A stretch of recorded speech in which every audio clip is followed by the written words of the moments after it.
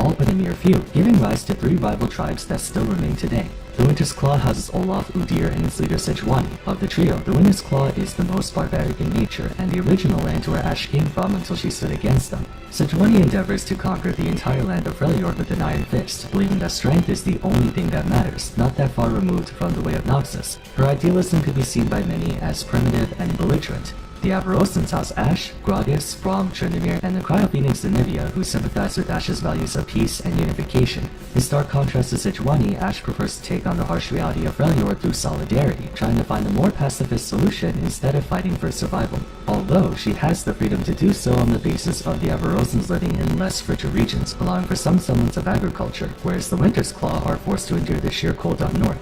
Fun fact, Ashe's marriage with Tryndamere was part of a diplomatic alliance, by the way. Finally, we have the Frostguard, housing Lysandra and Trundle. While the other 2 tribes handle day-to-day on the surface, the Frostguard live underground in the ruins of ancient Freljord, protecting their leader Lysandra while she watches over the Howling Abyss. You could say the Frostguard is to Freljord, but the Black Rose is to Noxus, an organization shrouded in mystery and secrets, perhaps darker ones. Lysandra's plot for world domination was partially responsible for the onset of the Void. She conspired with the Watchers, the masters of all Voidborn, to bring about the end of the world before betraying them and imprisoning them in a barrier of ice. Not much else is known about the Frostguard otherwise. Those who don't swear allegiance to any faction are either beasts lost to time or mythical beings. Born, Volibear, and Anivia share a very interesting dynamic revolving around creation, destruction, and resurrection. Whether that has to do with their habitual tendencies or symbolic value is left up to interpretation. In a way, Freljord and its people were founded on similar principles as Ionia, Demacia, and Noxus. Their tribalism is reminiscent of Ionia's orders. Ashe's sense of peace and unification can be related to Demacia priding itself on being a safe haven from the Rune Wars and trying to protect one another from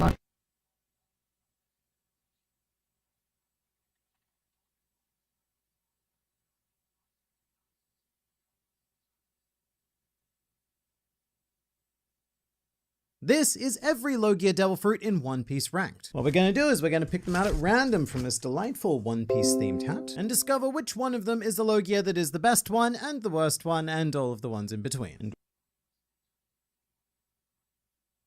And we are starting with Kizaru. More specifically, we're starting with the Pika Pika no Mi, the light Logia, which is essentially the sole reason why real-life science cannot be applied to the One Piece world. This fruit is so powerful that it breaks what we know about the nature